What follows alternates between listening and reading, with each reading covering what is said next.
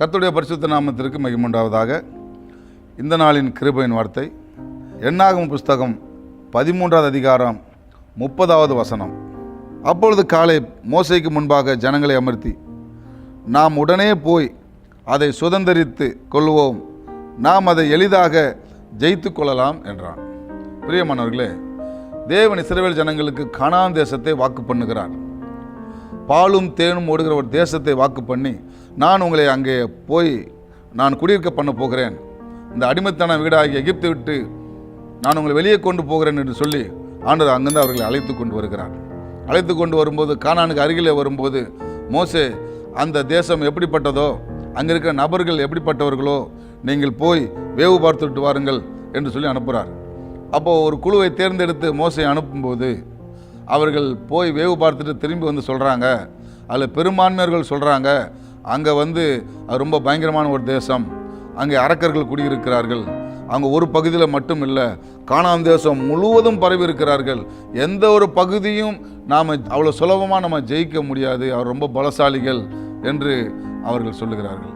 ஆனால் காலேப் என்ன சொல்கிறாருன்னா, காலேப் மோசேக்கு முன்பாக ஜனங்களை அமர்த்தி, நாம் உடனே போய் அதை சுதந்திரித்துக் கொள்வோம் என்று சொல்கிறார். அல்லேலூயா. அவர் சொல்லும்போது, நாம் உடனே போய் சுதந்திரத்துக்குள்ளோம், வாங்க நம்ம போவோம், அங்கேருந்து போய் நம்ம உடனே போய் நாம் அதை சுதந்திரத்துக் கொள்வோம் என்று சொல்கிறார். ஆனால் மற்றவர்கள் யாருமே முயற்சிக்கு ஒத்து வரவில்லை.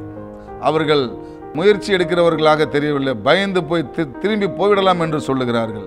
பிரியமானவர்களே, நாம் ஒரு காரியத்தில் நாம் முயற்சி செய்யும்போது அந்த முயற்சியை ஆண்டவர் ஆசீர்வதிக்கிறவராக இருக்கிறார். ஒன்றுமில்லை, ஆபிரகாம் லிங்கன், அமெரிக்க ஜனாதிபதியை குறித்து நீங்கள் கேள்விப்பட்டிருப்பீர்கள். அவர் ஒரு சாதாரண விவசாயி, ஆனால் அவருக்குள்ளே ஒரு தரிசனம் இருந்தது. எப்படி ஆகிலும் மக்கள் தலைவனாக நான் மாற வேண்டும் என்று அவர் விரும்பினார். ஆகையினால உள்நாட்டு போர் ஏற்பட்ட போது மக்களுக்காக நான் போராடுவேன் என்று சொல்லி அந்த இராணுவத்தோடு கூட அவர் இணைந்து கொண்டார். அவருக்கு ஒரு துப்பாக்கி கொடுக்கப்பட்டது. அப்பொழுது எதிரிகளை சுட வேண்டும்.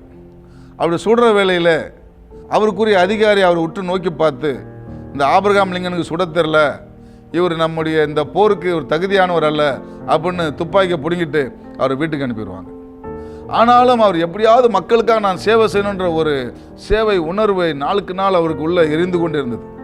அடுத்தது அவர் என்ன பண்ணுறாருன்னா, அதோடு அவர் தோல்வி அடைந்து அவர் அதோட மனமுடைந்து போல, எப்படியாகிலும் நான் மக்கள் தலைவனாக ஆக வேண்டும் என்று சொல்லி ஒரு சின்ன எலெக்ஷனில் நிற்கிறார்.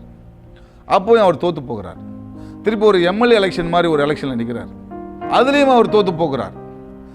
கடைசியாக ஜனாதிபதி எலெக்ஷனில் நிற்கிறார், அதிலே அவர் ஜெயித்து விடுகிறார். அவருடைய முயற்சியை ஆண்டவர் ஆசீர்வதித்தார்.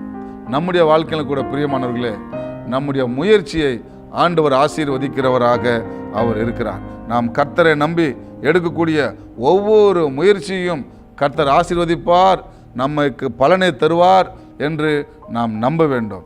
எசேக்கியாவை குறித்து கேள்விப்பட்டிருப்பீர்கள்.